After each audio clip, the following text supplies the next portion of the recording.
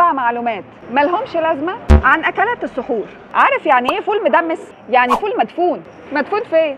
ومين اللي دفنه؟ جدودك المصريين القدماء كانوا بيجيبوا الفول ويحطوه في فخارة ويدفنوا الفخارة دي في رماد الفرن لحد ما يستوي، فسموه فول تمس.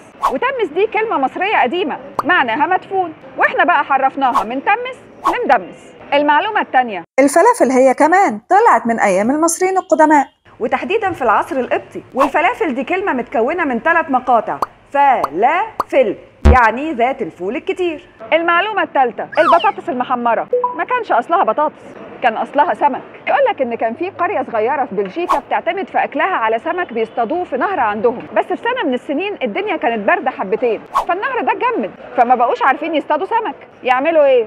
هيموتوا من الجوع؟ لا طبعا، جابوا بطاطس وقطعوها شرايح وقالوها في الزيت، فبقت على شكل السمك المقلي اللي هم كانوا متعودين ياكلوه، والعالم من ساعتها قفش في البطاطس المحمرة. المعلومة الرابعة، الزبادي أول ما عرفوه في أوروبا ما كانوش بيشتروه من السوبر ماركت زينا، كانوا بيشتروه من الصيدلية لأنه كان بيتباع على إنه دواء، علشان أوروبا أول ما عرفت الزبادي كان متصنف على إنه علاج لمشاكل البطن.